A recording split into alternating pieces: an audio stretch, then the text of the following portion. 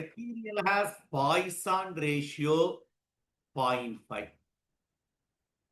If the uniform rod of X suffers a longitudinal strain, del L by L வந்து 2 into 10 to the power of minus 3 longitude. Wireன்றத clear rodன்றத கொடுத்துட்டான்.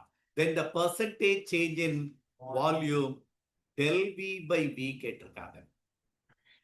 இதுல ஒரு சின்ன ரிலேஷனை நீ மனப்பாடம் பண்ணணும்.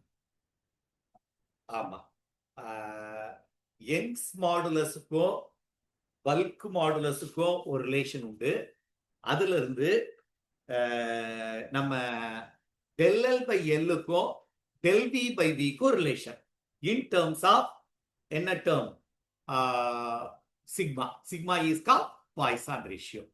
அப்போ இந்த ஃபார்முலாவை del V by V இந்த ஃபார்முலாவை மனப்பாடம் பண்ணிரு. Equal to del L by L into 1 plus 2 sigma. மனப்பாடம் பண்ணிடலாமா?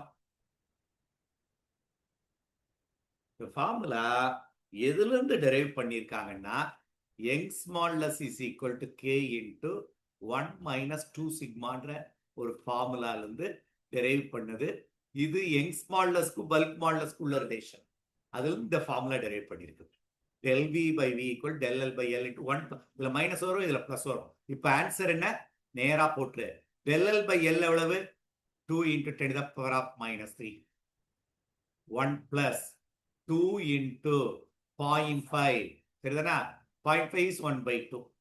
அப்போ பேலன்ஸ் இது ஒரு 2. சரிதானா? 2 to cancel by 1. 1 plus 1 2. 2 into 2 4 into 10 to the power of minus 3.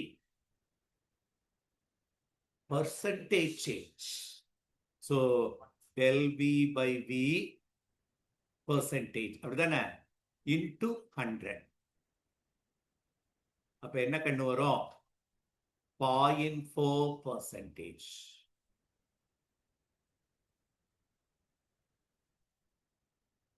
அப்போ del V by V into 100 is equal to 0.4 into 100. இது ரெண்டும் கூட நம்ம கேன்சல் பண்ணிடலாம். del by V நேரா கண்டுபிடிச்சலாம். percentage change.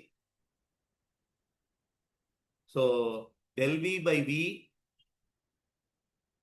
இதுல del L by L என்ன கொடுத்திருக்கடா கண்ணு?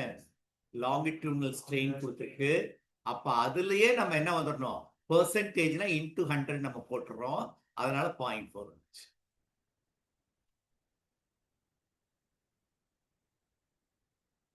Can we go to the next? எல்லாம்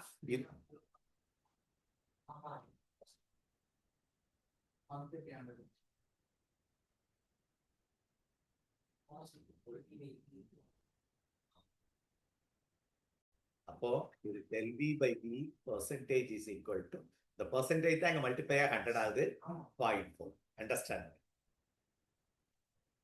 சோ இது தனியா எடுக்கிறப்போ 0.4. ஆக்சுவலா சொல்ல போனா del V by V தான் 0.4.